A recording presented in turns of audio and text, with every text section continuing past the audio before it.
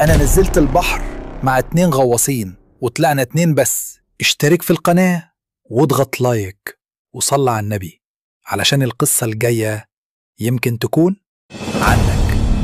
ويلا نبدأ الحكاية. أنا آدم، غواص محترف، ودي كانت أول رحلة ليا في بحر الزرقة التامة، مكان نادر أعماقه مش متسجلة على أي خريطة، بس بيتحاكى عنه إنه بوابة لمدينة ضايعة تحت البحر.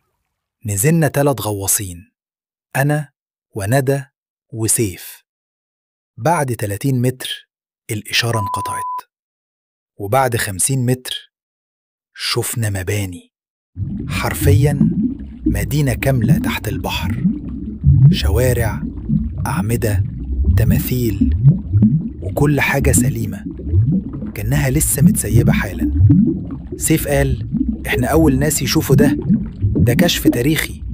كان واقف بيتفرج وما بيقولش ولا كلمة، وفجأة اختفى.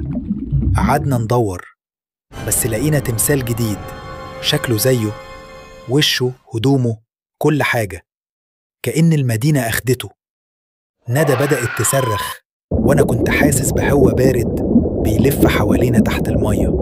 التماثيل كلها بدأت تبص علينا. رجعت ندى بسرعة للقارب وطلعت وراها. طلعنا بس إحنا الاتنين، وسيف محدش شافه تاني. بعدها بأسبوع لقيت طرد جالي لحد البيت، جواه تمثال صغير على شكل سيف، وتحتها ورقة مكتوب فيها بخط إيده أنا لسه هناك، بس المدينة ما بترجعش حد. ومن ساعتها مرجعش لحد النهاردة